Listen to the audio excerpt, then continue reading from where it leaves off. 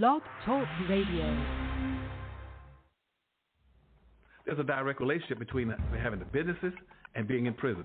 Go find see how many Asians you can find in American prisons. They ain't gonna be in there. But 51% of your prisoners will be black because blacks don't have any businesses and industries. There's a direct link. Blacks won't practice group economics.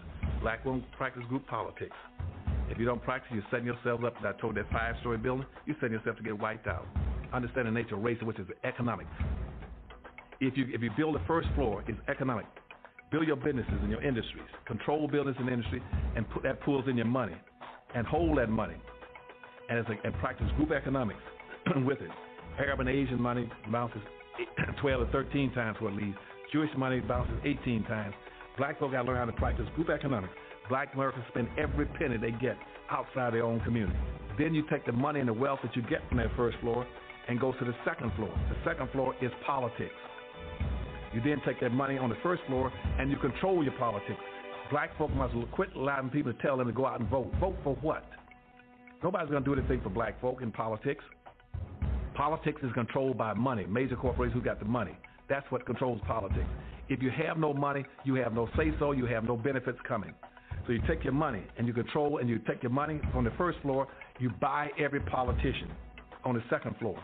And any politician you can't buy, you rent or lease them to get what you need. Then once you get the second floor under control with the politician, with your money, then you go to the third floor.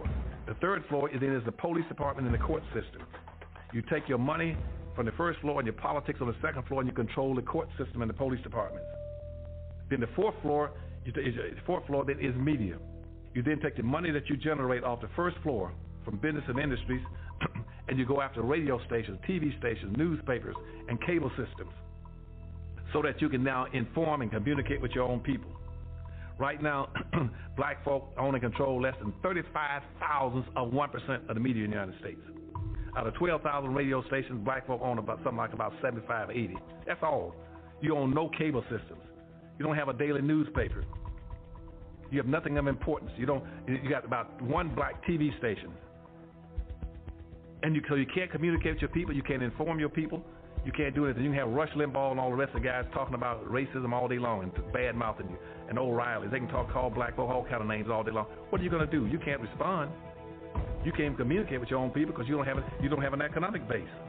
51% of all the prisoners in the United States are black people.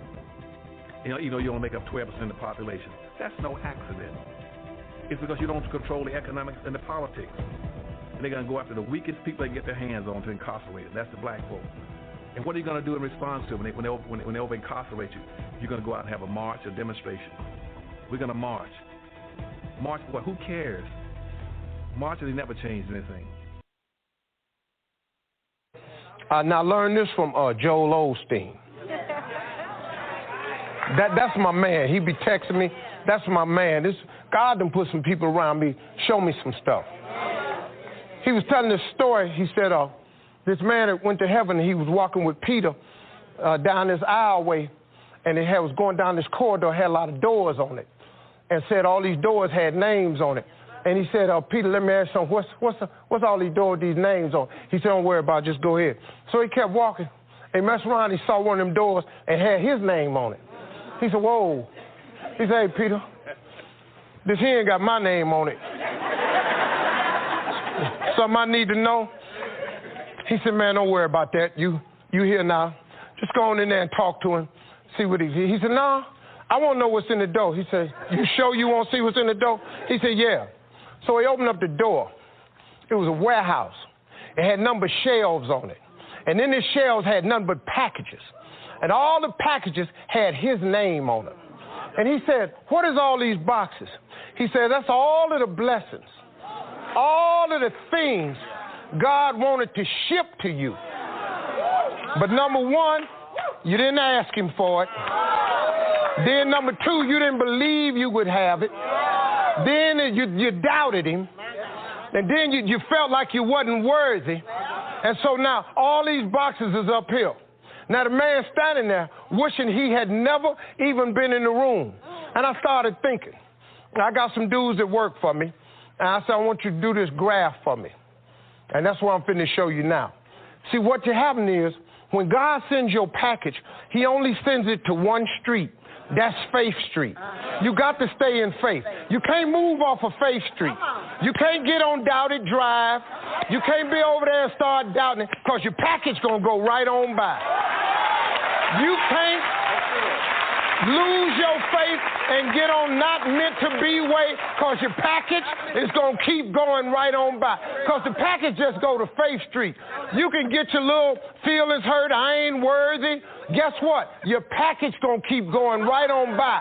You have not because you ask not. Then you sit up here and start feeling sorry for yourself. You go over on pity way, your package keep going right on by. If you stay right on Faith Street, don't ever come off, because the blessing is coming. If you wait on it, here it comes. It may not come when you want it, but it's on time. But if you get up and you move off of Faith Street, your box gonna get sent back to sender.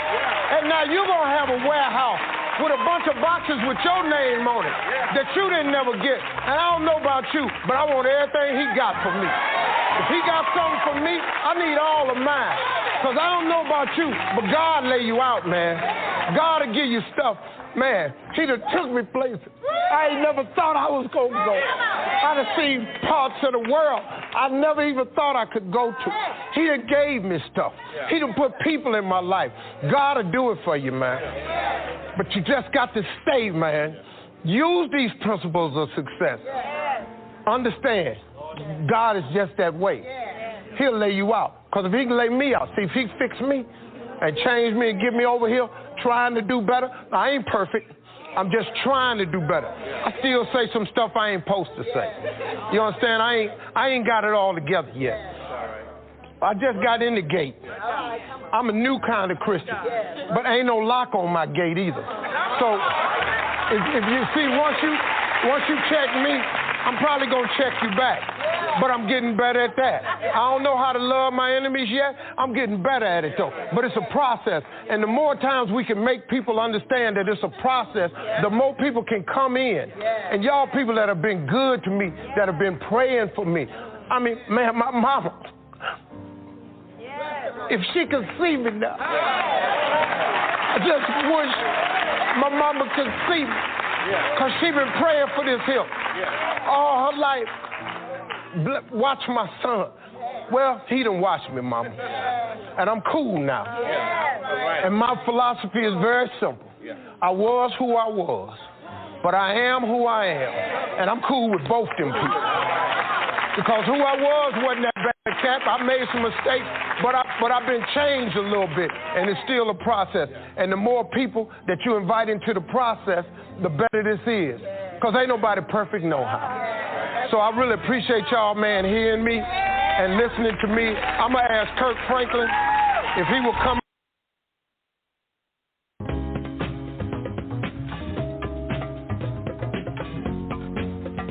I got in a huge tax situation in 2008 because my divorce was in 2005, and my accountant had gotten in cahoots, and next thing you know, my accountant died, and a girl that worked for him called my lawyer and said, we have a problem. She had found on the floor all my tax forms for 7 years, signed and with the checks stapled to them. So I'm thinking, I done signed and I done stapled the checks. Well, they were cashing the checks, keeping the money, and not turning in the tax form. They took the money out of the account that matched the exact, because I wasn't watching it. So like you could just see 100,000, 100,000, 600,000 yeah, you looking at deducted. Yeah. So I'm thinking it's the check. Little did I know, it was some people taking the money out. For 7 years? For 7 years. How much money did that? I ended up owing $22 million. Wow. $22 million with the penalties. So now, listen to me, man. Me and my wife in 2008, I get the call. And the way I found out was, my lawyer called me and said, hey, man, we got a problem. You haven't paid taxes in 7 years. I said, man, what are you talking about? I paid taxes. I've been writing the checks and all this here. Oh, man. He said, this woman found your taxes in your accountant's office on the floor. Every tax check I had written and every was stapled together for 7 years, quarterly taxes, all of it. So he said, man, that's tax evasion. You can go to prison. And I said, what are we going to do? So he said, hold on, man, let me get some lawyers. So he called up some tax accountants out of Chicago. These boys was the best. And they set me down and they said, man, we got a major problem. He said, I got a friend working at the IRS. Let me take the first year. We took the first year and we sent it in. And he said, man, well, this is an old tax return. He said, man, we got a problem. He got more, but he didn't know it. And so we need a tax payment plan. So the tax payment plan was so astronomical that there was no way I could pay this. So the deal was, if you miss one payment, we come and seize all your assets and you go into jail. That was the deal. So the way I found out I was in real bad trouble was my accountants, my former manager, lawyer, got on a conference call to discuss it. But they sent out an email with the conference call number to my assistant. But it wasn't supposed to go to me. She inadvertently gave it to me. I wasn't even supposed to be on the call. So when I logged in, they were already talking, and I just didn't announce myself. And I heard them say, nobody can live under this amount of stress. There's no way he can pay the back taxes, pay his current taxes, and his living expenses. And I heard a guy on the phone say, what are we going to do when he goes to jail? And I hung the phone up. I went upstairs. I said, Marjorie down. I said, Marjorie, we got a problem. When I explained it to her, Marjorie started crying. She sat down and cried. My wife cried for 2 straight days. She said, Steve, what you going to do? I said, I'm going to go to work. I took every comedy gig in this country. I signed every contract. I went to work, man. I worked every single Friday, Saturday, and Sunday. I went to every venue, the Verizon, Staples Center, MCI, Phillips.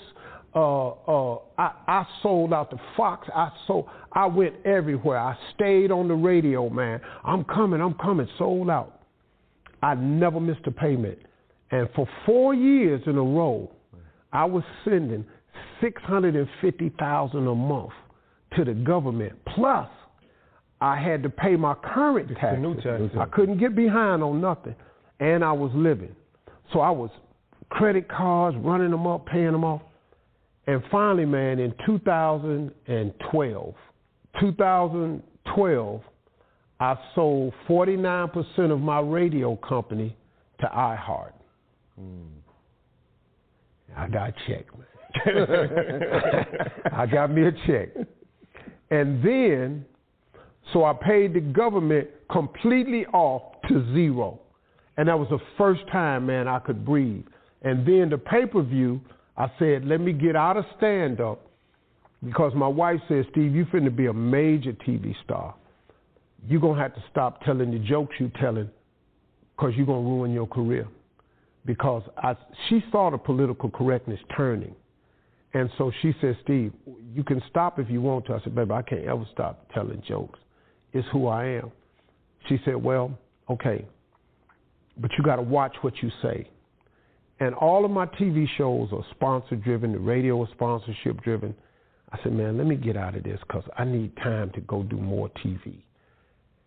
And so I did one last comedy show, but I did it on pay-per-view. And little did I know, for $8, you could watch my last show. I had no idea how many people was going to tune in for that. I made a lot of money. It was the biggest single paycheck I ever made. And next thing you know, I was back.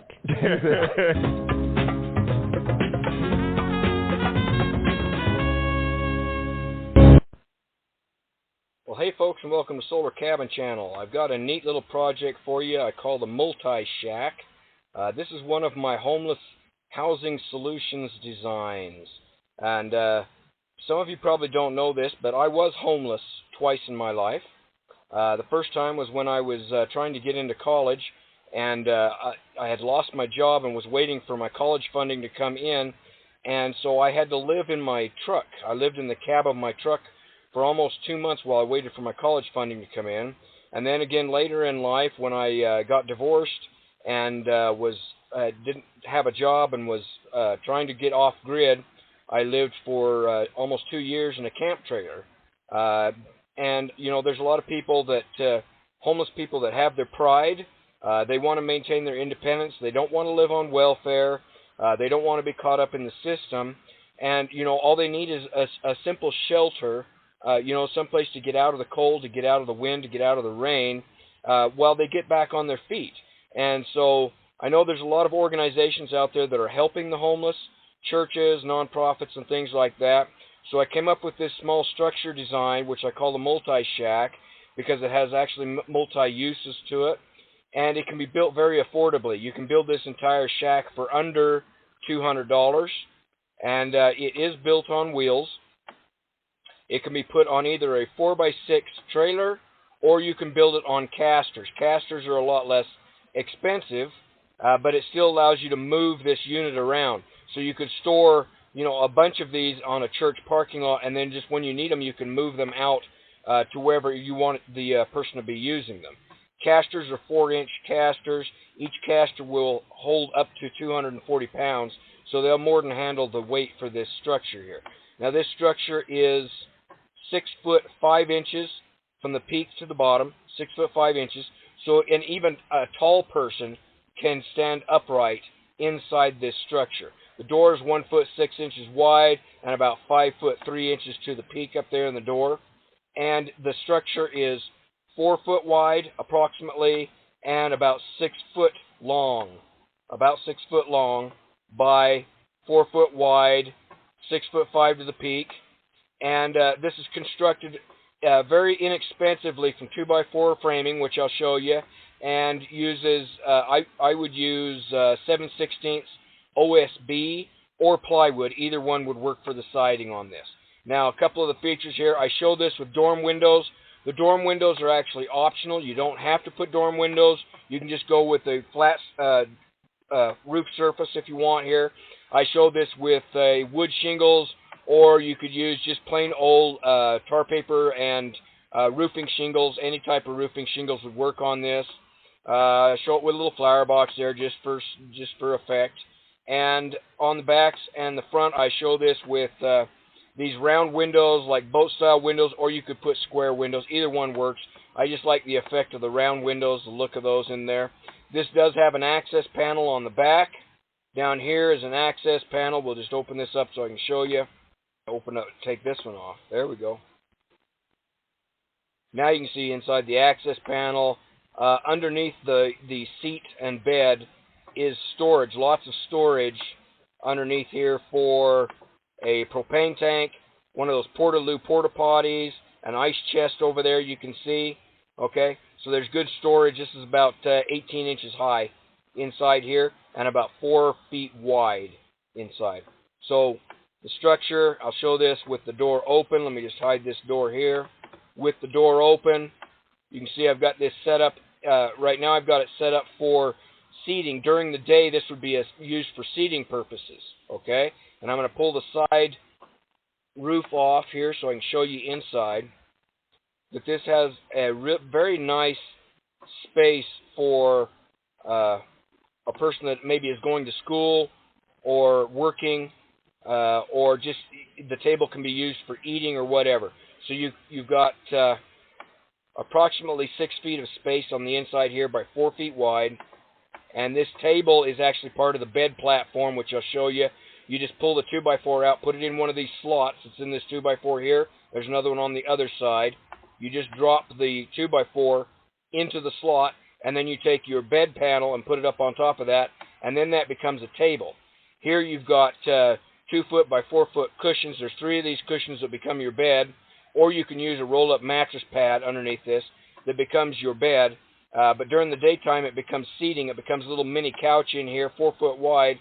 And now you've got a space for a student to do their studies, their work, or for having your meal, or if you're working on a hobby or a craft or something like that, you've got this nice little space.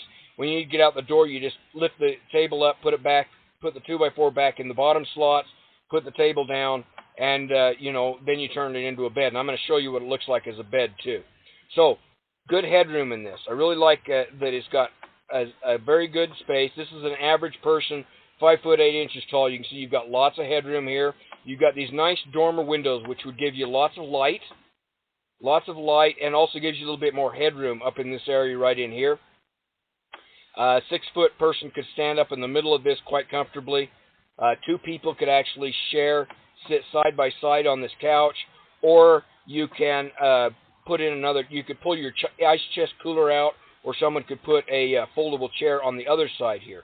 So you could actually have 2 people sitting side by side or crossways next to each other here. So lots of space in this little place. So let me show you what the framing looks like on this first. And I'll just have to zoom in on this. Now this is all done with 2x4 construction to keep it inexpensive and easy to build. And then I would sheathe it with either 7/16 inch OSB or plywood. Either one would work. Now it's got a floor frame, as you can see, made of 2x4s down here. Simple 2x4 frame, floor frame construction, and then your casters attached to the corners, not exactly in the corners, but they attach to the floor framing. And the casters have locks on them, so once you move this in place, you can just click on the locks and lock it in place so it won't be rolled around while the person is inside it. Now, this is the bed platform, and it has this back platform is 2 foot 6 inches wide, and it is permanently connected. These are 1 foot 9 inch wide platforms that can be raised up, and as you can see, these 2x4s right here, you put the 2x4 up in these other slots, and then you put these panels up on top, and they become either a table or a workspace. This one can go up here. This one can go on the end. It can go over the middle. So I gave you lots of options for the ways that you can organize this into workspace or living space as you need to use it. Very simple construction. It takes about 20 2x4s to build this. That's about it. And you're looking at about under $200 for all the material costs. And you could build one of these in a day. Seriously, you could build the complete unit in about a day. And now I'm going to show you on the inside how this can be used as a bed and also as a small business. So I'm just going to click off this. Okay, now I show this with the bed down, the door open so you can kind of get a peek inside here. Now, this is an uninsulated structure. You really don't need insulation in a small structure like this because the human body puts off about as much heat as a 90-watt light bulb. So in a small structure like this, your own body heat will actually heat it up. And for sleeping, you can either do these pads like this as mattress pads, or you can just get a sleeping bag pad or even an air cushion pad to go underneath it. A sleeping bag pad would work fine because you can roll it up and use it as your seating. And a good heavy-duty sleeping bag would be all you would need in order to sleep very comfortably in here. As long as you don't have the wind blowing on you or the rain drenching you or snow piling up on you, you'll sleep very comfortably in a small structure like this. Your own body heat will heat it up. You could add a heater to these, but it really isn't necessary in these small structures. So I'm going to pull off the side roof, and I'm going to show you how much space this has inside it for a bed. It actually has a very nice bed that will sleep either 1 or 2 people. Pull this off here. Just hide this. Now this has a 4 foot wide by 6 foot long bed. So even an average person can sleep in here. Even a tall person, fairly tall person, could sleep in here comfortably without being cramped. And it's 4 foot wide, so that's a very wide bed that will actually sleep 2 people. 2 people could sleep in this space, all right? And it's 6 foot wide, and it's 4 foot wide and 6 foot long. This person I show in here is about 5 foot 8 inches tall, which is average height for most people. And here you can see the slots I was talking about. These platforms, which I'll show you. I'll take the bed off now. These 2 platforms are removable with 2x4s underneath them. You just take the 2x4, you put it in the slots that go across here, and then put these platforms up on top to make your table. And you can actually do a table on either end or one in the middle for a desk and table. Now, the ones on the ends I'll show you are used if you want to run a small business out of here, or if you want to organize this in a different way so that if you're cooking, you could put one of these tables on this end or on this end, and you could set up your cooking supplies, and you can take care of yourself. You can cook a meal inside this little place right here. So 4-foot wide, 6-foot long bed, and then very adaptable with these platforms of 2x4s. You can just put them up, and you can reorganize this any way you want during the daytime for whatever function that you're going to be using. Again, it has storage space underneath the bed and seating. You've got that nice access panel for you got storage underneath there. And I really like the space in here.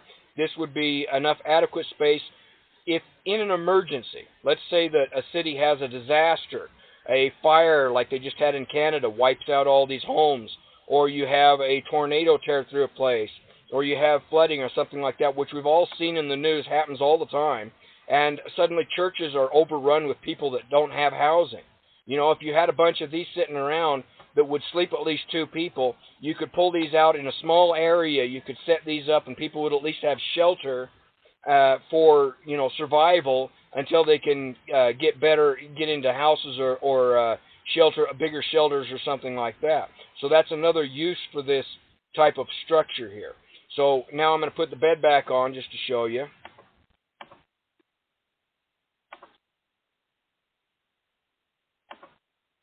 And again, you can see this has really nice dormer windows. So you got really good light in this. And it's got an excellent sleeping space. It would be better for 1 person, but it would be adequate for 2 people. Okay? And, if you got little teeny kids with you, you could put, 1 adult and a couple of kids in there, too. There's enough space in there to sleep comfortably, and you've got lots and lots of headroom. You're not going to bump your head or anything while you're sleeping. Doorway, 1 foot 6 inches wide, 5 foot 3 inches to the top up here. So lots and lots of good space in this. Now I'm going to show you how this can also be modified to be used as a small business. Okay, one thing I know about people that are homeless is they're also very creative, and a lot of them actually run little businesses in order to support themselves. A lot of them do recycling. They recycle cans and bottles and other stuff like that, or they pick up small appliances and stuff that they may find on the streets, or books or pictures or whatever, and they resell them, and that's how they support themselves. A lot of them are also very crafty people. They may make jewelry, or they may make wood crafts or something like that, or they may be artists. And so they have a way to support themselves, and so I think we ought to encourage that, because that helps them to develop sustainability. Not everybody is equipped to work in the regular workforce. Some people just aren't, but they're very industrious and can support themselves with a small business. And so I thought, well, this shack could also be used for setting up a small business. So what I did is I made this so that the window here can be hinged up, and I'll show this. The window on one of the dormers, or both, can be hinged up out of the way. And then you've got room here to put a sales counter or little platform here, where this person is 5 foot 8 inches tall. A person can stand in this window, and they can operate a small business. They can talk to customers, they can take money or whatever, working right out of this small shack. Now, this doesn't necessarily have to be for homeless people. If you wanted to run a hot dog or hamburger stand, or sell your crafts or your books, or whatever you want to do with this, maybe it's a ticket stand, I don't know. This little shack could be very useful for a lot of different purposes. That's why I call it a multi-shack, is because it can be used for many different purposes. But this would be great for a homeless person that has a craft that they make, or recycle products or whatever. They want to sell them. They just hinge up the window, and they set themselves up a little business here to take care of customers. Now, this also shows inside how those tables can be reorganized. Here you can see I've lifted up the bed platform to put a table on this end, another table on this end, and you can use this for cooking in here. You can see I've got a little 2-burner propane stove. that you can set up on one of the tables up there so you can do your cooking. You can work on your crafts. This table just lifts off. The 2x4 lifts off if you need to get access to the door. Lots of good headroom, okay? Workspace in there. This can be modified many different ways for many different people of however you want to use it. So a very functional space in there. All right, so that is the multi-shack, all right? And let me just unhide this so you can get a better view of it. Again, can be built very inexpensively, around under $200 on casters, more expensive if you put it on a trailer. And I'm going to provide these plans for free because this is a project that I designed specifically for churches and nonprofit organizations to build shelters. And at present in the U.S., we have about 1.6 million homeless people that just need a simple shelter to live in. Or that's about 1 out of 200 people. And that's just in the U.S. There's a lot of people in other countries that are in even worse shape. And I really think a project like this would be great for helping the homeless people to have shelter while maintaining their independence and their pride. But it could also be used as disaster relief shelters. We could easily have a major disaster in a city where we have thousands and thousands of people that suddenly are homeless, and we need to provide quick shelter. These would also work for that. It would be big enough space for 2 people to sleep and, to take care of their basic needs, and that's what this structure is about. So I hope you like this design. It's called the Multi-Shack. You can get the plans for free on my website, simplesolarhomesteading.com. Up at the top, look at Multi-Shack. Now, there is a button there if you would like to donate. Your donations are used by me to design structures like this and build small houses. I work with a lot of homeless people that don't want to be in the system, that want to build their own off-grid cabins and houses and places like that. I help them with designs and building those projects. So any donation, if you can donate, is very appreciated and will help with those projects. All right, folks, I hope you like this project called the Multi-Shack, and have a great day.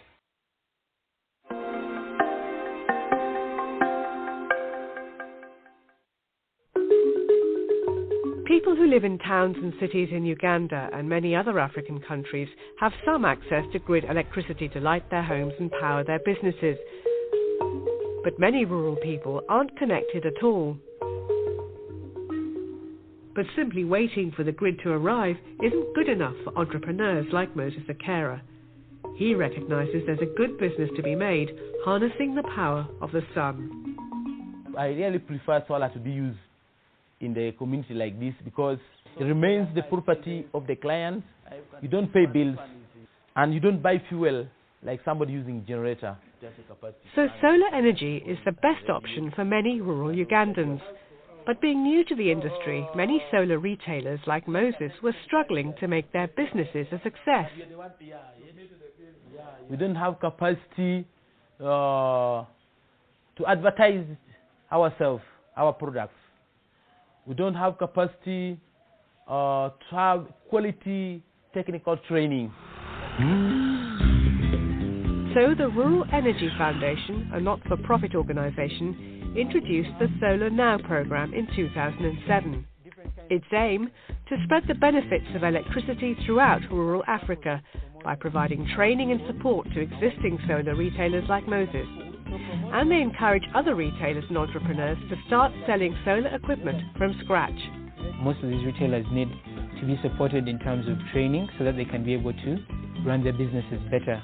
They also need support in terms of market awareness because so many people out here in the field do not know about solar, so we need to come and enlighten them. As well as training, the Rural Energy Foundation loans retailers portable demonstration kits, which they use to drum up business in local markets. What we're trying to do is these people are off-grid and they do not have access to electricity. So we're trying to show them how solar can improve their lives. For instance, we try to show them how they can make money from solar. For instance, here with us we have a shaver, so they can use this to have barbershops.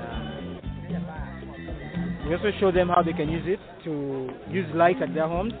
See, when you have this light in your house, the children can study at night. They can use it in their shops to work longer hours, and they can use it at home. If retailers want to use the Solar Now brand, they have to commit to providing high-quality installations and good after-sales service. The Rural Energy Foundation helps them achieve this by training solar technicians. We're trying to get the entrepreneurs to sign service contracts, so when they sell the product, it also comes with after-sales service. Let's say they have to check to make a phone call to the customer after a certain period to check if the system is working, and then till after some time through the service contract, they also have to go and actually do the inspection of the system. The Rural Energy Foundation has trained over 200 retailers in 9 African countries. So far, they've sold 57,000 solar home systems and 36,000 solar lanterns.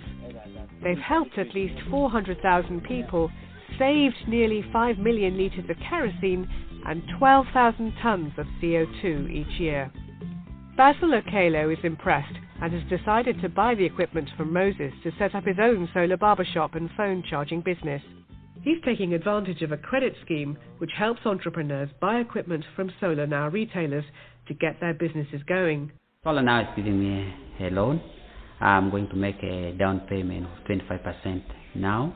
Later, in 3 months' time, I'll make another 25%, making a total of 50%. Then the remaining I'll complete within a period of a year. With his system now installed, Basil is optimistic about the future. Because this is a new investment I'm going into. I have never been into this business before, but as I see, I have the expectation that I'll make money. Moses is growing his solar retail business too. He already had a shop in town. With support from the Rural Energy Foundation, he's now set up a small village branch to cater specifically for his rural customers. Rural Energy Foundation is very important to us. If they help us training technicians, we shall be in position to expand all over. We hope that others will also adopt the private sector development approach. We don't want to be unique. We want to spread the word that this is a really efficient approach to get the technology diffused deeply into the rural markets. The Rural Energy Foundation plans to expand into other African countries and broaden its range of sustainable technologies.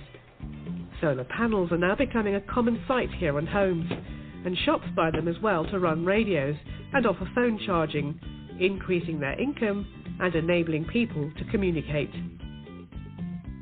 And to everyone's delight, the local bar has installed a fridge powered by the sun. The owner is pleased with his investment. Yeah, we're happy because it's cold, the beer tastes better, and so I get more customers.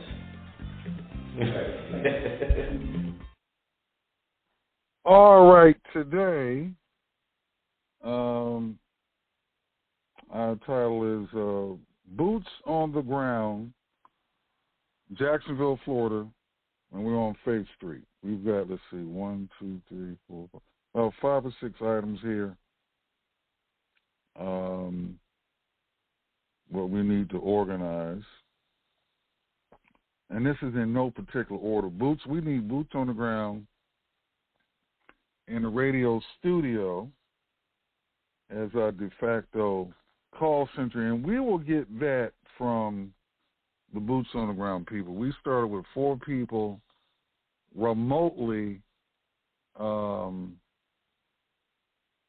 through phones and internet. So we started with 4, but then as of Monday, actually Tuesday, we're up to, we doubled that, a little bit over that. We got 5 boots on the ground in Jacksonville. So 5 plus the original 4. That's so we got over half boots on the ground in Jacksonville, Florida. So we got 9 people. Hey, we got 9 friends. Okay. That's the way it's worked out so far. 9 friends. 9 friends. Each friend has two hands each. So we've got 18 hands involved so far. That's our hand wealth. Let's see. Now we want to have this coming week, but what we need to plan, and I'm looking for a place today, Thursday, until we get it. We got until 6 p.m. Monday to find a place where we can start doing our so we can announce on Monday our meet, eat, greet, and build locations. Now, what is all this meet, greet, eat, and build? Essentially, we need a place or places where we can meet people, and it can't be a hotel conference room or nothing like that. It has to be a place where we can actually meet people, greet people with our work clothes on. Don't be coming with your Sunday best now. And now you don't have to participate, but you can watch. You can ask questions, all that. But we'll be eating, and this will take place on Tuesday evenings, typically from, let's say, 6 to 7 p.m., maybe 6 to 7:30, something like that, where we'll be, and you know what, we might have, let's see, 6 to 7:30. Yeah, 6 to 7:30. It might end up 8 at the latest. But where we'll meet, greet, eat, and then we're building. So we're going to be building something that we can assemble in 1 hour. Thereabouts. All right. Which means we got to prefab parts before the folks get there. All right, but anyway, so I'll be looking for a place today and tomorrow. You know, from now, I have until 5:59 p.m. on Monday to find a place, at least one place for us to do that. Because every Tuesday, we're going to have that event. At the same time, now I'm in Florida right now, but I've got to find, because I've been looking at bus routes, because I'm not driving a personal car, so I looked at Greyhound, another bus schedule. They're not really fitting my schedule. I might end up having to hire a private driver.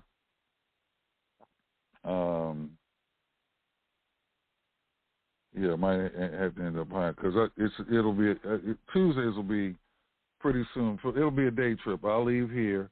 Jacksonville's about 4.5 hours away from where I'm at, 4.5 hours away. So go up there, do the meet, greet, eat, and build, then head on back here. Let's see. So we had to find a location for that.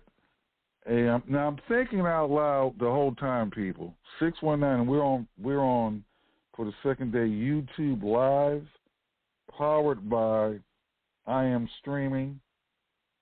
Powered by I Am Streaming. But we're on YouTube as well, live right now. And under It's My House TV or DIY Housing TV. All right, so look for either It's My House TV or DIY Housing TV. We're on live right now, and there's a chat room on there too. All right, so we're just this is our day 2 on that, so we have to build that up too. But anyway, let's see. Now, once again, I'm thinking out loud. So 619-768-2945. We'll put something in the chat. Also, now I was thinking out loud. You guys can think out loud with me. I was thinking about, if all else fails, then we can have a storage unit up in Jacksonville where we have, our materials or maybe tools. Typically, storage areas, those storage communities are secured and everything. And that also, I'm just thinking out loud, could be a de facto meeting place where we can meet, eat, greet, and build. Depends on how big that storage area is. But I'm just thinking out loud. I'm inviting all people with their ideas. Let's see. We'll be doing Saturday meet, eat, week. We're doing the same thing on Saturdays as well. So I'm going to have to get a driver for that as well. Actually, two. We'll need drivers from Jacksonville because our 4-acre spread, which is Earthwell Forest, is 90. It's 90 miles away from 90 miles and 90 minutes. Whatever sounds easier on you. 90 minutes away from Jacksonville. So those events are on Saturday. All right. And let's see. And that's a day trip event. So it's 90 minutes. I don't consider that's just me. Some people think anything's over a half hour, and everybody's different. For me, 90 minutes is not that far of a drive because I've got to come further. I've got to get I got to travel 3 hours to get to that. So in any event, so that's every Saturday. We need a driver for that. And then, of course, we're up to 18 hands. We started with 8 hands, and now we're up to 18 hands. All right, so that's over 100% in a week. All right. Now this is all on Faith Street, so we'll get each. Let's see, 1, 2, 3, 4, 5. These 5 items. Actually, I'm gonna throw in 6 because we want to increase our hand wealth. So these 6 items, we're on Faith Street to get things started. Faith Street, and the thing about Faith Street, you know, a lot of people get caught up and get paralyzed by, you know, they're trying to look at the last step when you're going to finally arrive. No, the way Faith Street works is you see the next step after you take your next step. So if you want to know what the next step is, take one step. And after you take that one step, after that one step is completed, then you see the next step. So now what us? Okay. 2 weeks ago, we weren't talking about boots on the ground, people in the studio. All right. Yeah, that's interesting now because we took the step Monday. All right. And that gave us 10 more hands. Monday's broadcast brought us 10 more hands. That one step of Monday. You ever heard that expression? You know, you take one step, but God takes 2 big steps. Well, in this case, He got us 10 new hands. Okay, all of them have feet. 10 more feet or foot or whatever you want to call it. And then He revealed, 1, 2, 3, 5. And by us taking that one step, we got 10 more hands, and 5 to 6 more steps got revealed that we have to take. All right. By 5:59 p.m. this coming Monday. Today's Thursday. So we're making progress. We've got some momentum going. So, and once again, despise not the day of small beginnings, but once again, we started off with 4 people. All right. Then we took, from that, the next step we took was the radio program. From the radio program, that gave us, once again, 10 more hands. Because 5 new people, 2 hands each, 10 more than we had. That's over double of what we originally had. So we're up to 9 friends and 18 hands altogether. That's what we're talking about, hand wealth. And then the next specific 5, actually more than that, because Robin basically, one of the steps, because we had communication problems on Monday night, but Robin took care of one of the steps in setting up our own board, coming from I Am Streaming and her businesses. So she took care of that like really quick. So besides what Robin brought up, you know, the next 6 steps. And if you see any other steps that we need to take, let us know. But that's amazing. But just by taking that one step Monday, how many more steps were revealed? You know, then there's specific steps that we need to take. So, and one of the steps we did yesterday, because we had a Suzu meeting yesterday afternoon for about an hour. So we got, you know, part of this came out of that. Let's see, Robin, you there? Yes, I am here, and Delmar is here as usual. Yes, all right, so good. I'm real happy with how everything was progressing. At first, I kind of grumbled at the technical issues. I'm a producer, so you know when we were experiencing those, I was just ready to knock teeth out and pull all my hair out, all that other stuff. But you know, we debriefed several times since then, and now I can see the success. And you know what? Each one of those debriefs, Robin, each one, and Delmar, each one of those, and then Willie's out there too. Each one of those debriefs were steps. Yes. Yeah. There were faith steps, each and every one of them. Yeah. Yeah. And so it's when we take the step, then God, he does his miracles in between the steps. We just have to keep it moving. We have to keep stepping. Okay? Right. Okay. Yeah. Right. Yeah. Delmar, any comment? Yes. It is done by divine order. All we have to do is keep the faith and finish. Get to the finish line that God's already done. Yes. Right. Speaking human terms about steps and all, but remember, God's work is finished. So I'm excited that we just got to keep on going. As Robin said, I remember we've been cross-trained for this, all of us. Yeah. It's not new to us. Right. We've been cross-trained for this. Right.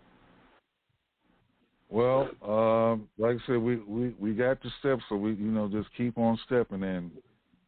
You're right. You just keep on, and they're simple steps. Sometimes maybe not easy, but doable. So, and like I said, with the several debriefs, like I said, it's stuff that we're not going to come up with. But you know what? Had Monday night, had we not taken that step on Monday night, we wouldn't have had the 10 new hands for our people.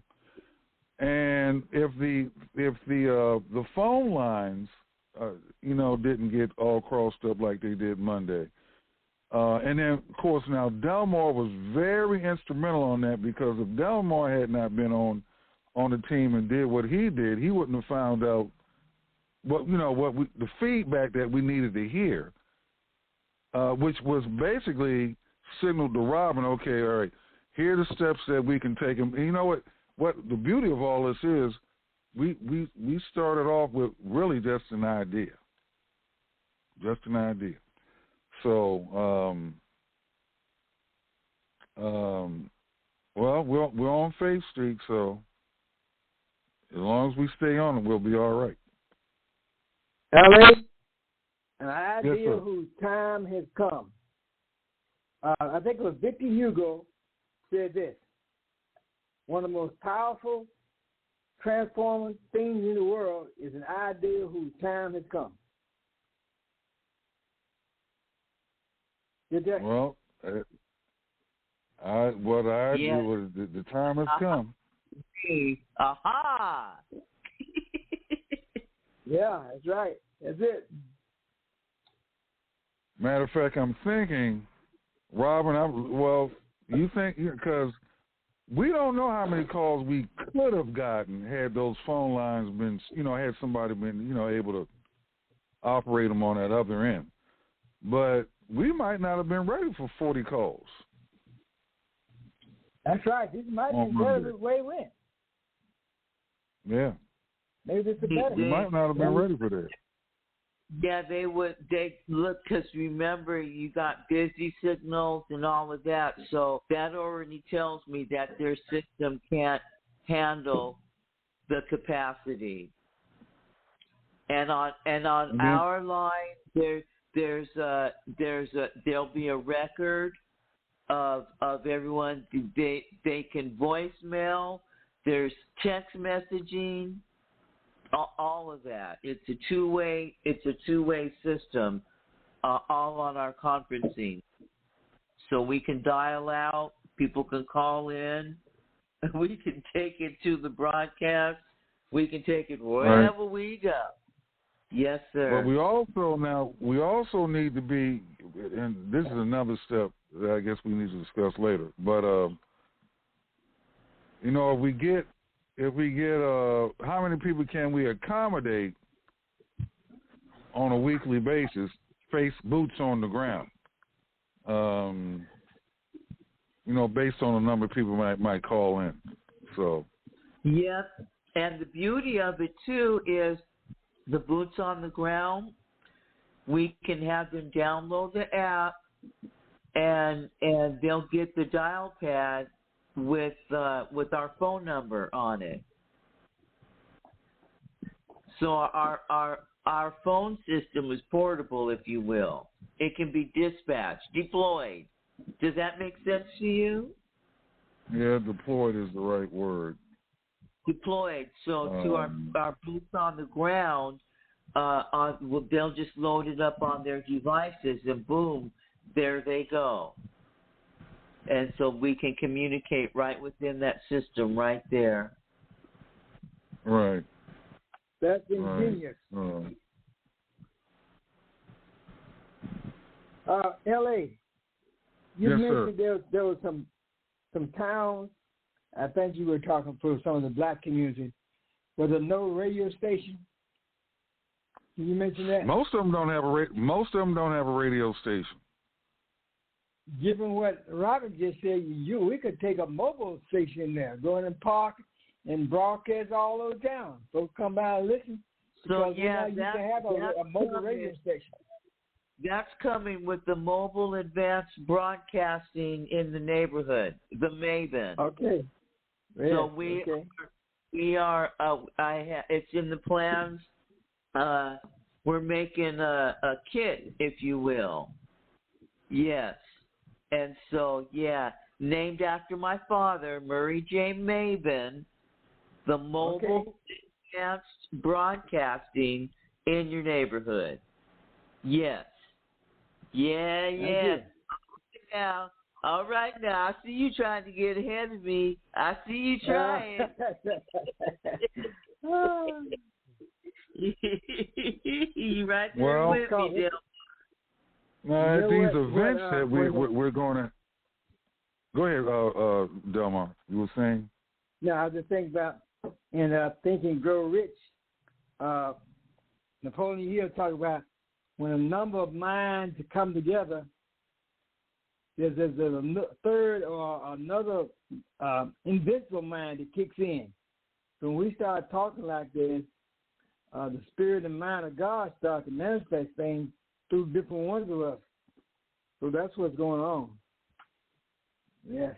Yeah, that's in his book, Napoleon Hill's book, because Think and Grow Rich came up from Napoleon Hill's book, The Laws of Success. And in chapter 1, the principle that you're talking about is called the Mastermind Alliance. Right. Yep.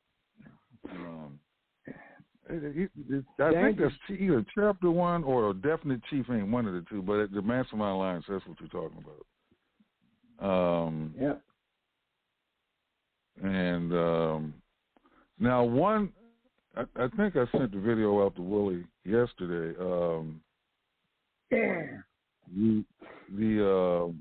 these events, these Tuesday night and Saturday night events could be streamed, and that's one way to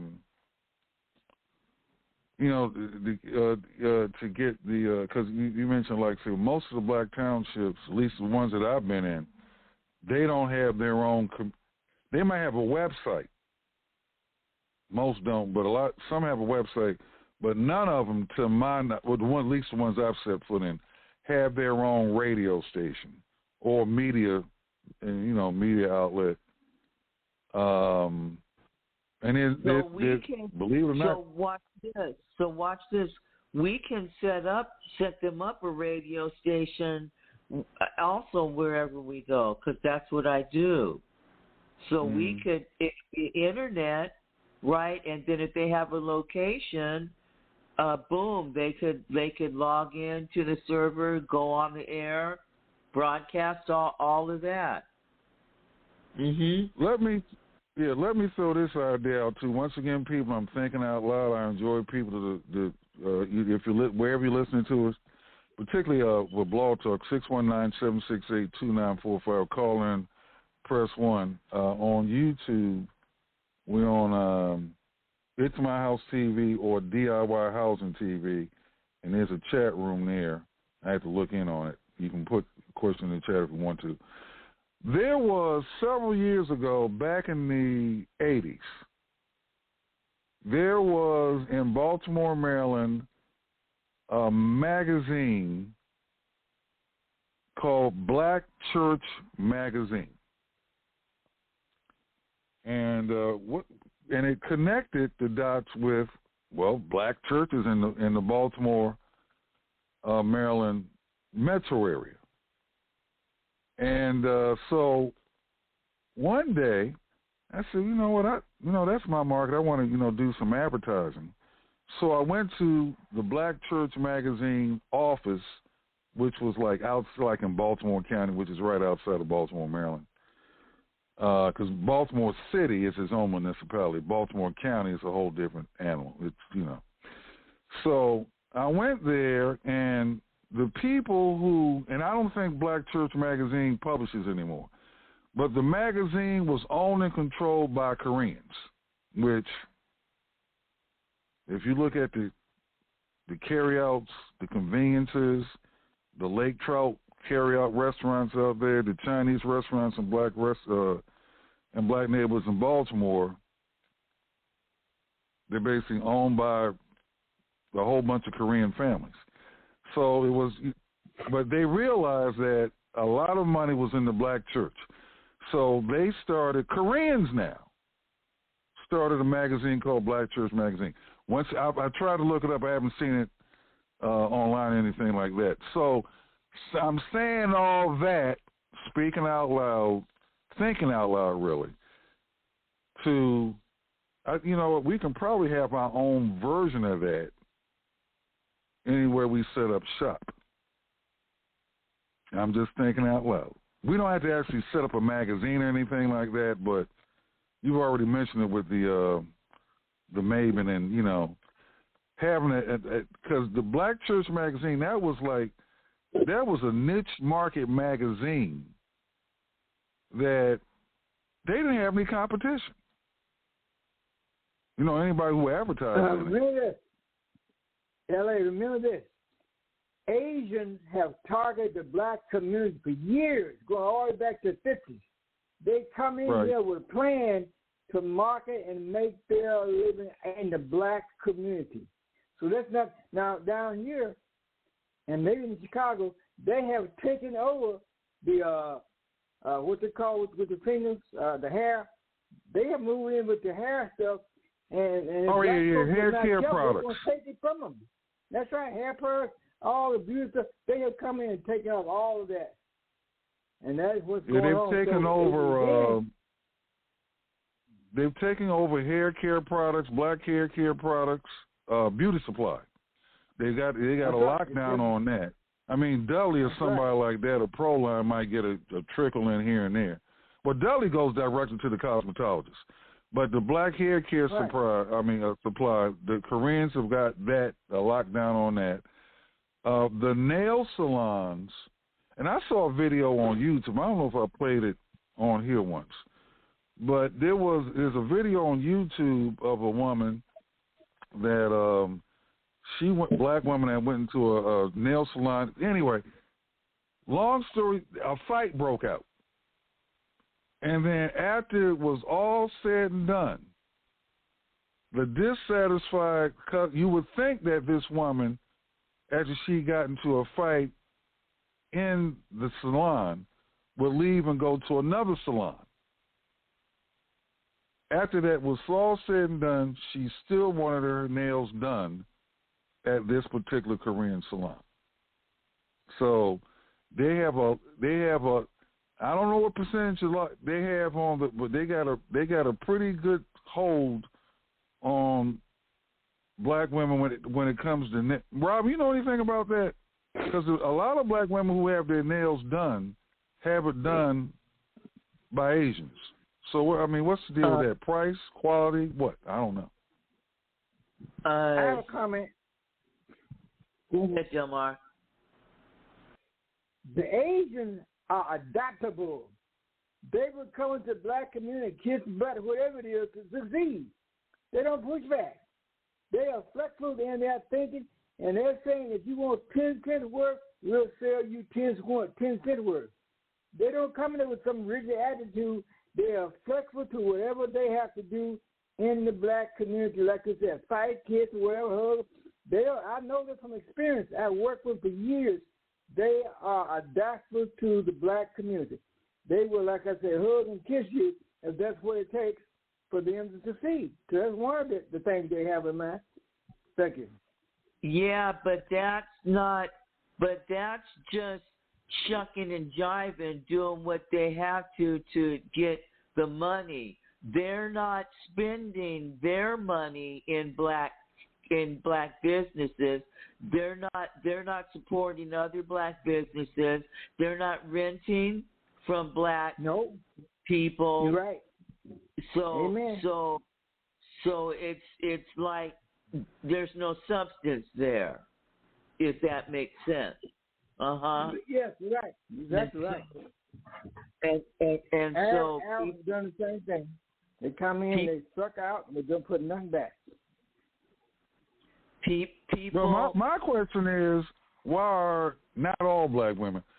But they have a lot. I don't know what the percentage is. I would say they got at least maybe 50% toehold of black nail business. Like, for instance, there was Southfield Mall. They closed them out right outside of Detroit. That was a pretty big mall when it was open. And they had 2 nail salons in there, 2 Korean salons in there. And the customer base, because this is right outside of Detroit, Koreans, 2 nail salons in the same shopping mall, but black female customer base, hands down. So is it price? So the question to be asked is, and it's not just pertaining to nail salons, but why do black women spend almost 100% of the money that they make outside of their own community? That's the question you need to ask. Well, you just asked it. So okay, Rob. Before Delma, Robin, what's your take on that? My take is that we're so bombarded. Everything is commercialized, right? So they took hip hop from us and turned it into a weapon to use against us, right? So now you've got hip hop, which tells you, doing drugs, wearing your clothes hanging off your booty, all this other violence towards women, bees and hoes, all this they're telling us is acceptable. and we're bombarded with this commercialism and this, look, have your hairs done, your nails done, all that. We're fed all this information. Garbage in is garbage out. So as a man thinks, so is he. So you get all these people that's getting all this senseless information, and they see the videos, they see the reality TV, the news, all of that. And it's a look, it's an image. Everybody can present a persona, whatever they want, through this little square box. It's called the chat box. Or we can pick up the phone and don't even have to show our face. And just with our voice, we can project this whole image to the whole world. That's nothing that what we are. And boy, it sure is affordable. All we have to do is just go over here to Muyak Songs and get our nails done and get our hair done. And then they're not looking at the fact that if you try and go and try to operate, own a beauty supply or hair supply, look and see how difficult it is for you to even obtain the products. Now they won't. Black women will let them do the nails, but I don't think black women are letting anybody touch their hair other than mostly black people. That's from my observation. No, but they buy their hair from the hair supplies. Well, they do that.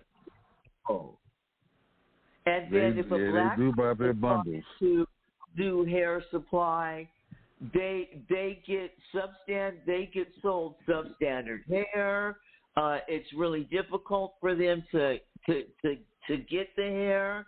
I mean, it's very difficult for them to turn around. You say, oh, well, we can just balance it out. We can open up our own salons and open up our own, but it's there's so many things that stand against it, and beyond the shop owners. Does that make sense to you? Yeah, because a lot of that hair is manufactured outside the U.S. Hold on. Hello? Hello? Good morning. Hold on one second. And we got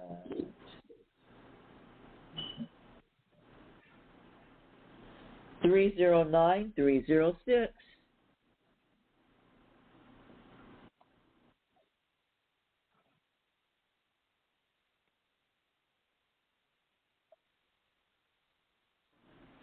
Okay, I'm back, people. Okay, Delmar, you had a comment?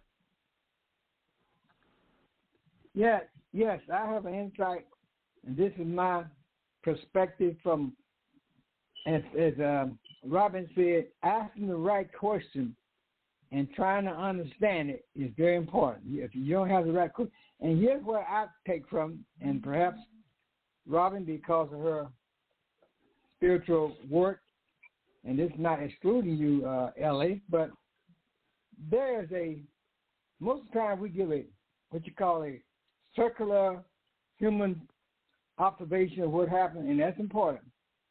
But on a deeper look, this is a spiritual matter. And what happened to the black community, again, this is my understanding from meditation on, when we transition from segregation to integration, we left some of the primary values that we had in the black community. We left behind. I grew up in a black culture down south where there was respect and honor in the black community. We stayed together and looked after each other because we had to, and we believe in that.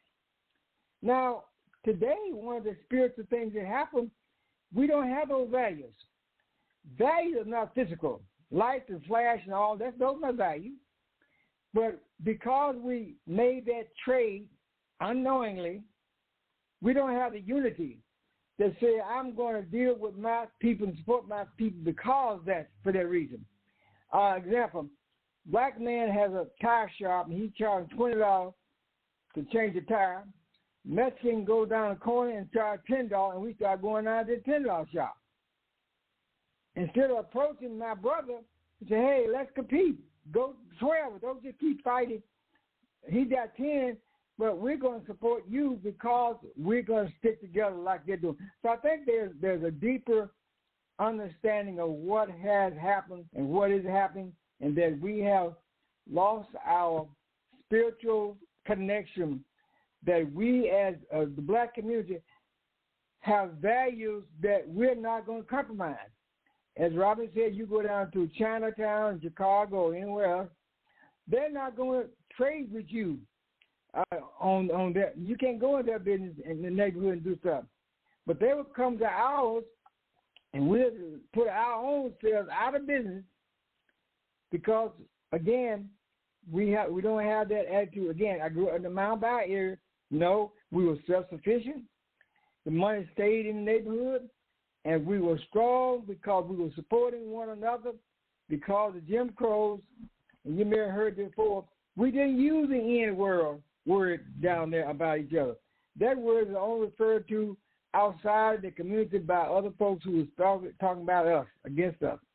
So my point is, from the spiritual insight, we lack the spiritual commitment to value one another because we are. Not that we're better, but no, because we are. There's nothing wrong with being black or whatever it is like that. I don't have to apologize for targeting my community and saying I'm going to support it first.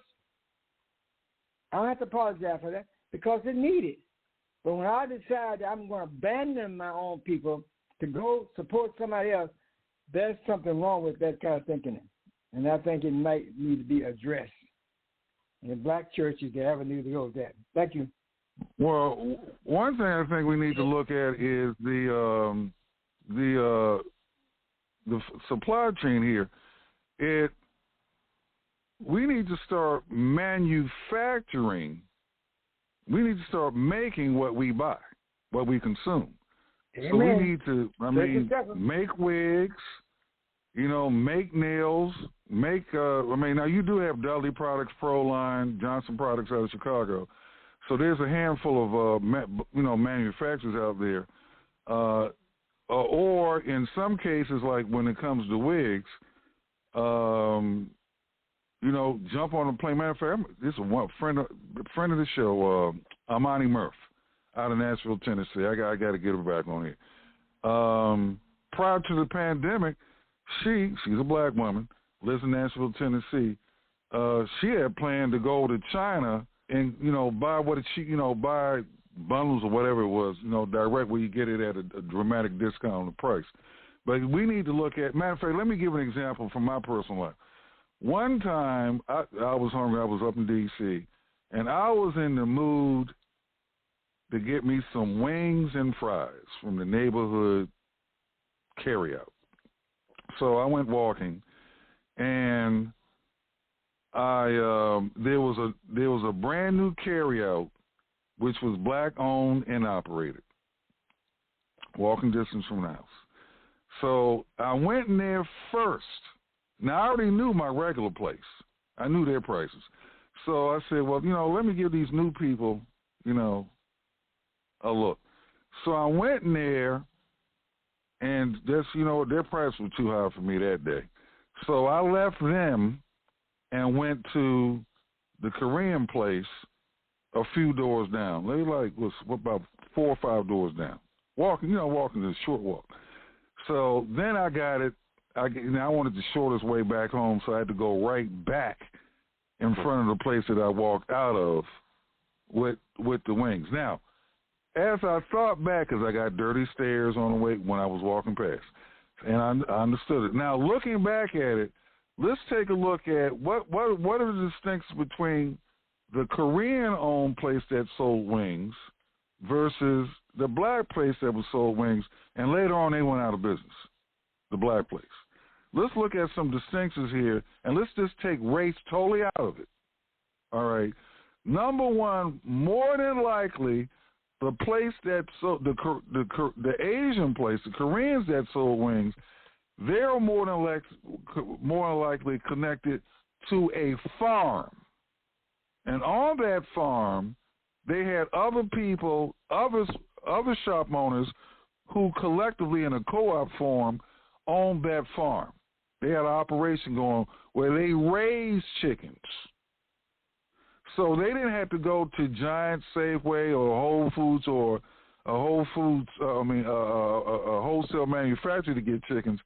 They had their own farm. They had their own butchering system.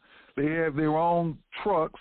They had their own warehouses, and they were connected to other Korean families who had other outlets to a high degree in black communities throughout the DMV area and white neighborhoods as well.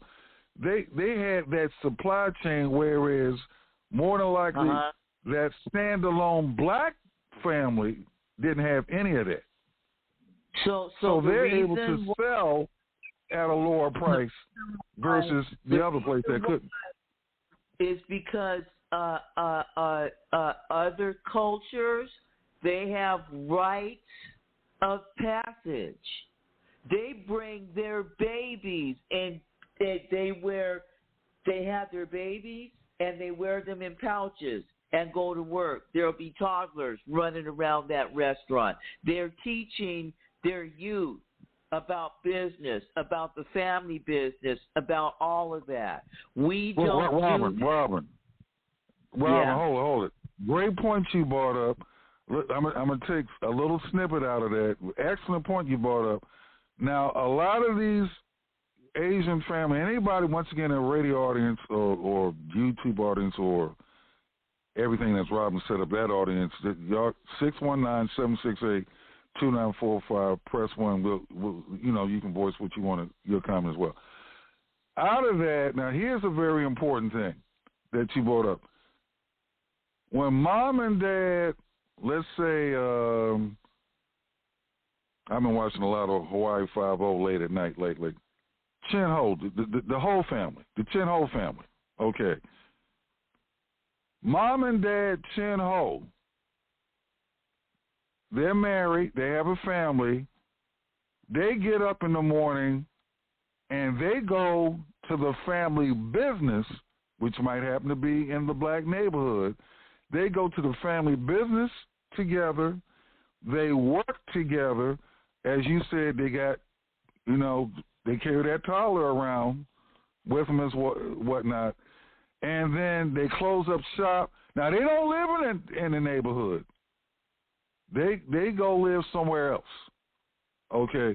But as a couple and a family, they're together the whole day. All right. Now, let's take that black family. I don't know the whole backstory, but more than likely, if it's a husband or well, the wife may have to go, or either one of them, they go to they carry out. They're trying to make a go of. They don't have a supply chain that they're connected to. They're not connected to a farm. They're not connected to other store owners or nothing like that. They're not buying anything at cost or whatever, and their spouse goes, and since we're talking about D.C., they might have a government job, D.C. government, federal government, Northern Virginia, Maryland government, whatever. So we're talking about two entirely different dynamics. Because that day I bought those wings based on the money I had in my pocket. So I went to the Korean people not because they were Korean, it's because I got more bang for my buck. But like I say, if you look back at it, what's the supply chain? Just like with the nails and the hair and all this other stuff. Like say, we need to start manufacturing, and that's what we're doing with these tiny houses. You can go. Me and Rob were talking about earlier this morning. You can go to Home Depot or Lowe's, or you go online and buy you a tiny house now. All right. Our distinction is taking a page from the Amish, the Mennonites, the Hutterites, and may as well throw in the Jehovah's Witness. No. We're teaching you how to cut out the middleman. We're teaching you how to cut out Home Depot, cut out Lowe's, cut out all these other people, and get it at a lower price, and you got a community to support you. That's where we're at. Anyway, Rob. And when I get a chance, let me know when to speak. Go ahead, speak. Listen, in addition to that, there has been a attitude, an expression in this modern, again, looking at from pro civil rights prior to Jim Crow. There are people who think that if we try and do something just for blacks, that's wrong. We got to try to mix it in.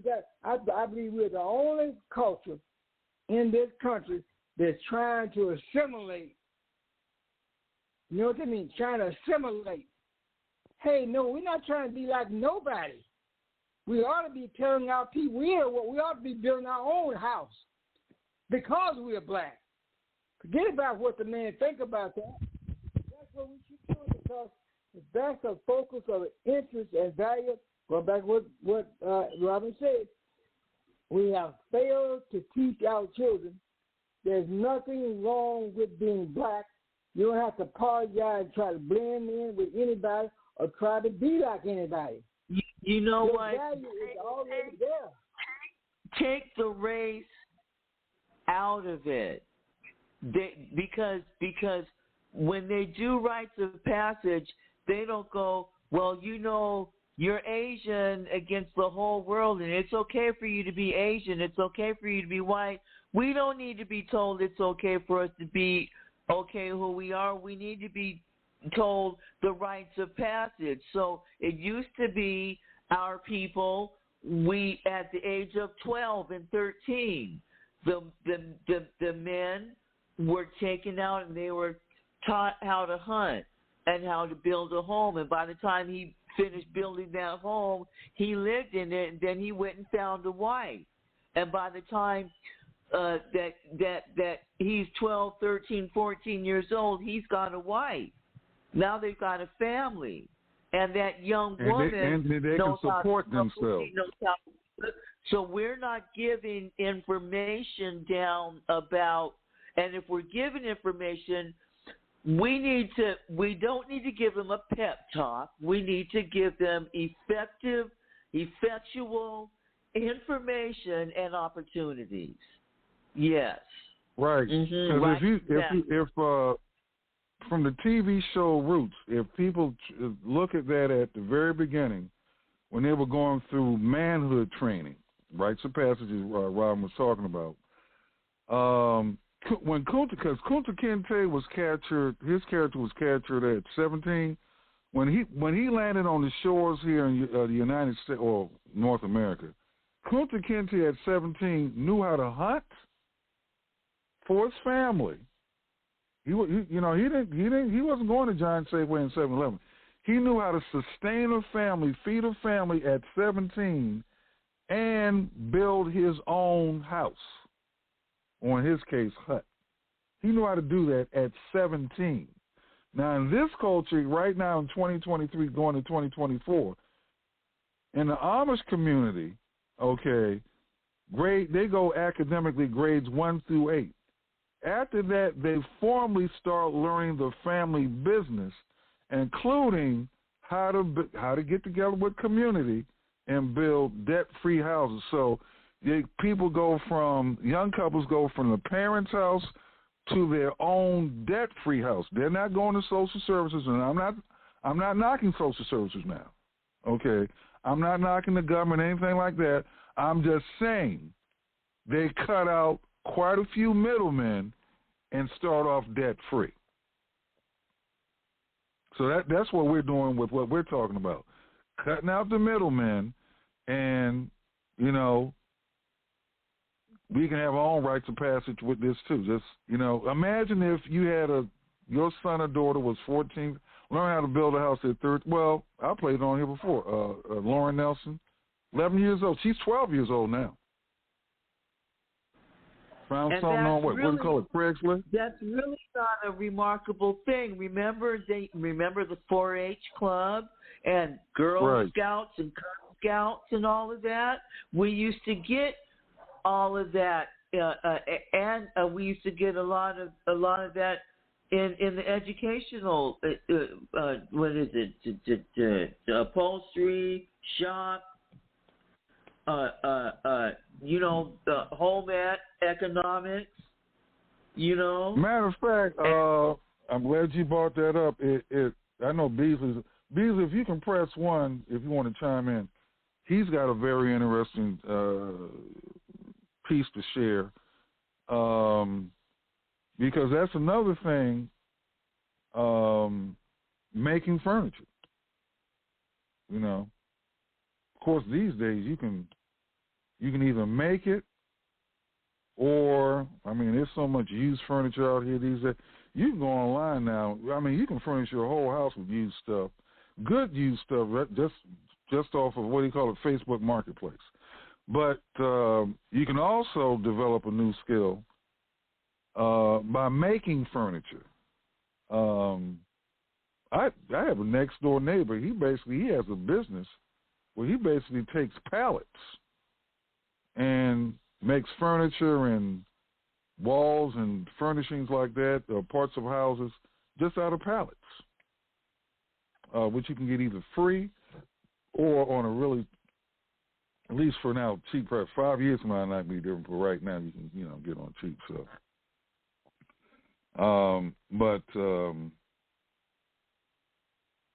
In any event, okay.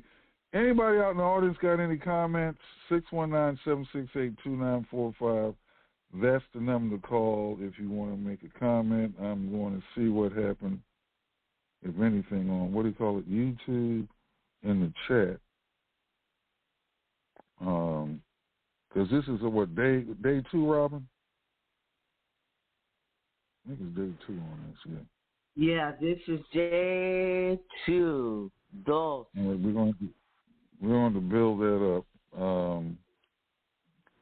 But we're live on YouTube, which has a chat, so I don't want it to be echoing, so I'm going to close that out. And then on YouTube, we're under, what are we under on Robin? It's My House TV or DIY Housing TV. We got a caller here. Hold on. We got a caller here. 254. Your mic is open. 254. Mic is open. You might have yourself muted.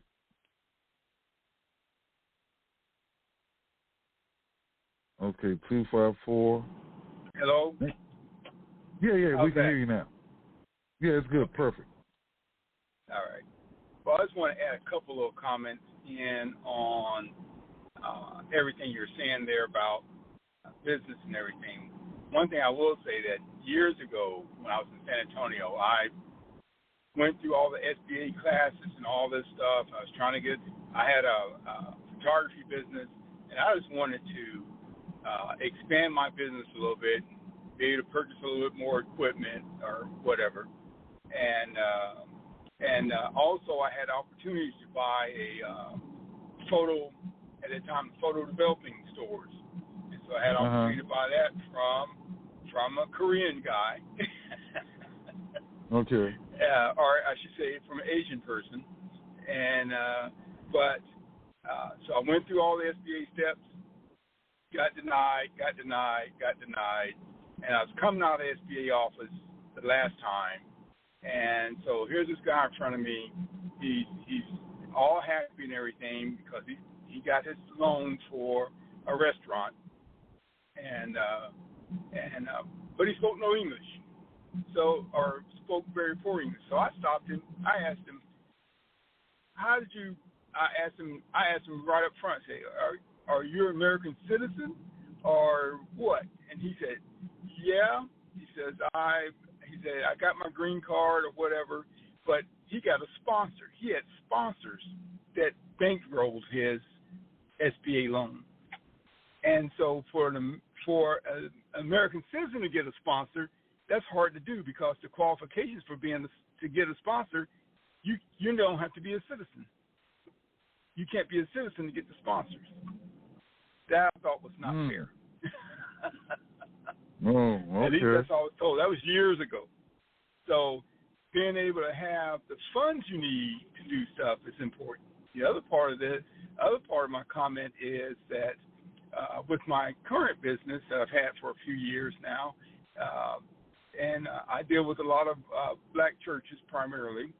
They're not, I deal with all the kind of churches, but one thing that is pretty true for most of the black churches I deal with, they don't trust me. They think I'm trying to get over on them. Where if my white counterpart went in, they'd charge them 2.5 times as much as I do, and then they just bend over and just pay it. But when they get through paying them, the equipment fails, then they call me. I said, no, call them. Why are you calling me? I didn't put it in there. They said, but you're more reasonable price. No, but you don't trust me. So, Milton. Where I've gone to. Go ahead, Willie. I'm gonna listen. As we say, as we call them, white churches, where I've gone in there time and time again, and they either cut me a check right there, tell me to get what I need, and I've had this happen twice. They just gave me a blank check. Say, fill it out, whatever you need to get, and make sure you pay yourself. And that was it. And these were, some were large, some were small, but I didn't have any, the trust value or the confidence in me doing the work was way higher walking in there than it was when I go to, as we say, a black church. And so that's always been my struggle. And even though I have repeat business from several black churches, it took years for them to just, to trust me enough to work, because there's always the opposition in there. Say, oh, he's just trying to get over. He's just trying to get over. Well, we have that mentality towards each other a lot. And there are other black business people I know deal with the same situation unless you're in a certain echelon group. And then with the restaurants, I know that I have some friends that own a restaurant, and but the supply chain thing is a very true thing. If you're not going to, if you don't have a good supplier, then you can't have good pricing. Right. And then with my business, I belong to a couple. I'm in with several distributors or wholesalers, and so that helps me out as well to have those wholesalers there to where I'm paying wholesale versus retail to do the job. And I started off paying retail because I didn't have any wholesalers, and so that's helped out a whole bunch. And then last comment part is so many people grow up with disadvantages in that they've never used any tools before in their life. When I worked at the college, it was amazing how there was classes on how to use a screwdriver and a drill and a hammer and things, because there's so many kids that's never had that experience, because either there's nobody in their house that teaches them that, or that never had any tools in their house. They always, so it doesn't matter what walk of life you came from. You can have people from, the high end to the low end, and they've never used a tool. They've never, they've never cut grass. They've never, and so. Willie, I'm glad you brought that up. Because that's something that we can throw in this ministry. I never thought about it the way you put it, but you're right. There's a lot of people that don't know how to use tools. Now, Home Depot, they might, or Lowe's, either one of them, they occasionally have classes. You know, they'll teach you how to use whatever. But then, of course, after you learn, they teach you how to use it. You know, the next step they take is, they have to supply the buy. But I'm glad you brought that up. That's something that we can offer in the ministry. A lot of people do not know how to use. They don't know how to use a hammer. As silly as that might. Well, I'm not even going to say it's silly, but some people just don't know how to use tools. They just don't. And so, but then for me, growing up with parents who, my father, there was nothing my father couldn't do. He did electrical. We did. His father was a mason. Did cement work, and so we all can do cement work. We learned to sew. My mother was a seamstress, and we all learned to sew. We sewed. We did everything. Fix cars. My father's favorite thing to do was work on cars, and so we worked on cars. Really, share that story about that story you shared with me some time ago, where you guys wanted some hamburger. What did your mother say? Oh, see now my parents were. My mother was raised on a farm for the most part. My father was inner city, but he was also. They would go to the farm in the summer and work the farms in the summer on one of his relatives' farms, which still exists today, 100-something acres there in Georgia. But we didn't get McDonald's hamburgers or Burger King or Whataburger because, number one, my father didn't like going to those places. But number two, my mother didn't like, she says, I don't know what they put in that meat. So during the day, she'll say, or on a Saturday particularly, she'll say, y'all want hamburgers tonight? Yeah. Okay, why don't you go get the meat grinder? Here's the meat. And we'd grind the meat for the hamburgers. And so for years, we had fresh ground beef that we ground ourselves in the kitchen with our own meat grinder.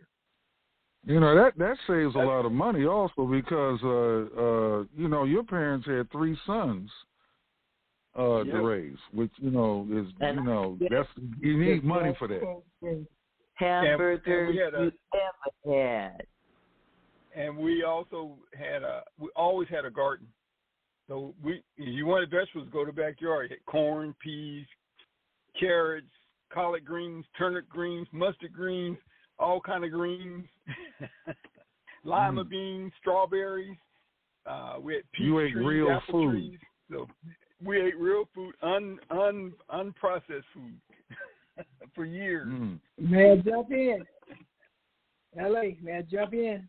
Yeah, go ahead, Delma. In support of what our brother was saying, remember back in the day of Booker T. Washington, and I always miss W.B. Du Bois. I can't get the name right. Yeah, Du Bois. Yeah, that's it. There were two philosophies. Booker T. Washington's philosophy was independence. Be independent. He wasn't trying to get to blend in and be like nobody. Independence. Now, Du Bois' attitude was based on his culture. He believed that education was the answer. But who was the source of education? All the education was European-based.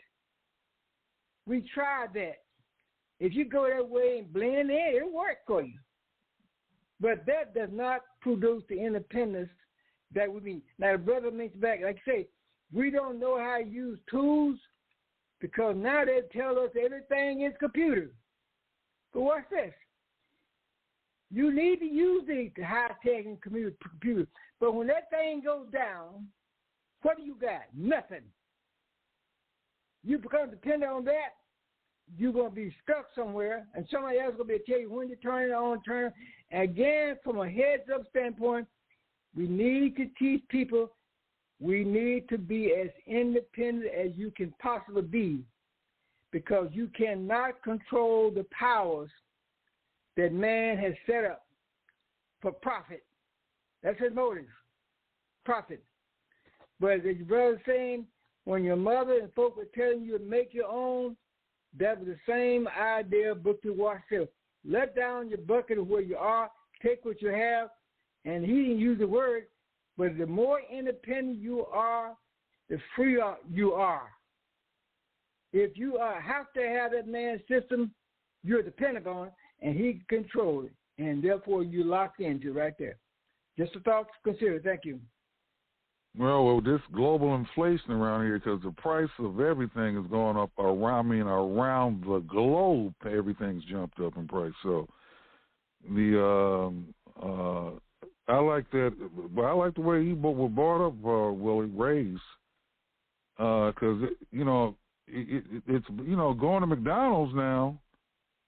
You can. I don't know how much does a Big Mac cost now. I haven't had one in a while, but it doesn't take much to spend $10 at McDonald's. It's about $5. And like the mother said, you don't know what's in it. And you can't find out. You don't know what's in it. And you can't find out what's in it. Because a lot of food that's out here is not real food. Meat byproducts, clay, guar gum, xanthan, dextromethorphan, monosudogluteum, metabiribity. Willie, by the time you got to now, Willie, by the time you and your brother got to West Texas, because I guess y'all weren't eating real food at the college. The college food we were eating. Something like that. Because I know they switched. Let's see, from my freshman year, I don't know. They had so many complaints that then Marriott took over the food service. I don't know whether I was a junior or senior, sophomore, one of those years they switched up the food service. But boy, make your own hamburger. I mean, literally made their own ground beef. Mm-hmm. Yeah. Yeah. Yeah, so we were probably in high school by the time we started experimenting with other foods. Because playing sports and everything, so we run all around. We got, but otherwise, prior to that, it was just like that. What were we saying, Delmar? Oh, I was just saying, this thing about what's in the food, that trend is on the increase. They're growing chickens and everything you eat can be produced in the lab, and that's not a byproduct thing. That's the way the business is going because, again, it's driven by profit. So all these people mean how much money they can make. How, in fact, they're going to kill you 20 years later. They don't care. As long as you don't drop dead right then when you eat it. The food, now, you got 3D meat. Yeah, it's neither vegetable nor animal. That's right. Chemically produced. You know what 3D meat is? Meat printed by a 3D printer? Meat. They just color red, looks like a hamburger, and you eating, and your body wasn't made to process that stuff. It wasn't made. It's not. And something's gonna happen. It's like free for a high fructose corn syrup. That's the sugar now, right? Your body cannot process it. It's dealing with it, but it wasn't made to process because God didn't make it. That's man-made stuff, and I'm afraid we don't educate and teach more about what we're dealing with. More and more people get more entrenched in it and think because it's cheap and fast and colorful and smells good and look good, that's right. It's not. A lot of food for thought. No pun intended. I need to go take care of some business. LA, I need to go take care of some business for a time right out. I got rehab today. Thank you. God bless. We'll see y'all tomorrow. All right. See you, Delmar. And we're about to wrap up in a few minutes anyway. Well, one thing now we're extracting from Willie another step, and we're going to put that out there Monday night, and we're going to include that every broadcast. Is particularly when we meet for our boots on the ground session, is and this is part of the safety part anyway. Learn what are the tools that you need, and how to use those tools. That's like very, very fundamental. So thanks for Willie for bringing that up. And we're going to really make that like a requirement. That even if you say, let's make sure we're all on the same page. But because there are different type of hammers for different type of uses. Even plungers. There are different type of plungers for your toilet right in your house. So how to use tools. Whenever you go for a new job, a new build, a new whatever, there's orientation,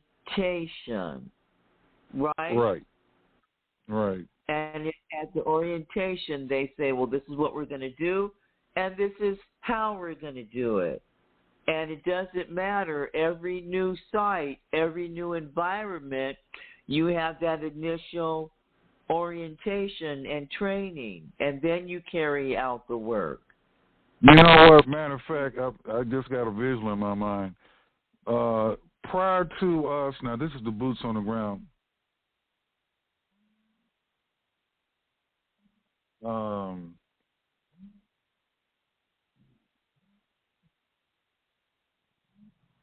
Somebody from Uganda is trying to reach me. Anyway, am I still on air? Hello? Yes, we're still on. Yes. Yeah, somebody from WhatsApp. All right, so real quick, for the Boots on the Ground class, which start in Jacksonville, before we actually have a session where we're actually building, we're going to go through the tools first. We're going to go through the tools first. Tools first, then build. So, Willie, that's a step. Tools first and the proper handling, safety. Right. Tools and safety. Right. People have to. Now you know show what we could do. What? We can do it. We can do it two ways. We can do a visual online. And then, once again, when we're there in person, do it again where they actually handle it, each and every one individually. But that's a very important, that's going to be the very first step. Tools. And, as you mentioned, safety. So thank you. That's a step. We weren't thinking about that step Monday night, but that's a very important step. Because we don't want nobody losing a finger or a toe or whatever else. So on that note, we're going to wrap it up. Go ahead, Robin. You were saying? You have to show up with steel-toe boots, a hard hat, all of that. Hey, where's Bianchi? No, I get texts from him just about every day. Oh, okay. Just haven't. I get texts from just about every day. Okay. Yeah, so he's still around. But, well, you know what? Now, since you mentioned the hard hat and all that, now we can merchandise that stuff. We can have merchandise with that stuff on the hard hats, and we can sell merch. Everything you're talking about, we can put it with our own label on it and sell it. That'll help finance everything. The basics. So, but we can discuss that later. Anyway, on hard hats with our, our brand on it. Gloves with our brand on it. But hey, Willie, that was a very important step. So, that's I never thought about it that way, but a whole lot of people just don't know. All right, so on that note, that's it for today. Everyone have a good rest of the day.